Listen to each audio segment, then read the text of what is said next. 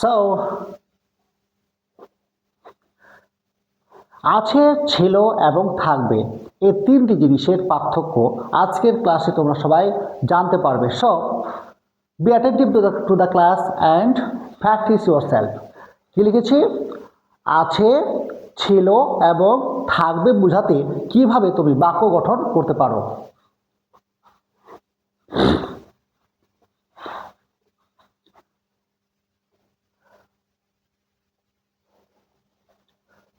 আছে, ছিল এবং থাকবে present, past and future of verb to be এর ব্যবহার নিয়ে আজকে তোমরা শিখতে চলেছ কিভাবে বাক্য গঠন করতে হয়।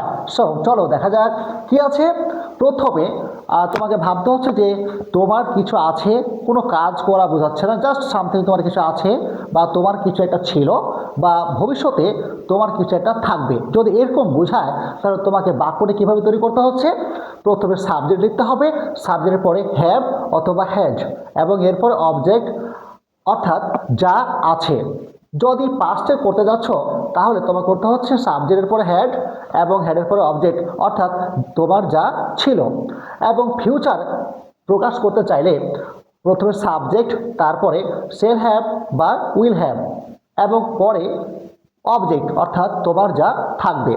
তাহলে চলো কয়েকটি এক্সাম্পল আলোচনা করা যাক।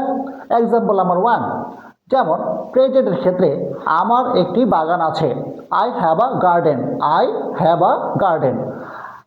পাস্ট, আমার একটি বাগান ছিল, I had a garden, I had a garden. আমার একটি বাগান থাকবে, I shall have a garden, I shall have a garden. Example number 2, লোকটির অনেক গরু আছে, the man has many cows. লোকটির অনেক গরু ছিল, the man had many cows. লোকটির অনেক গরু থাকবে, the man will have many cows.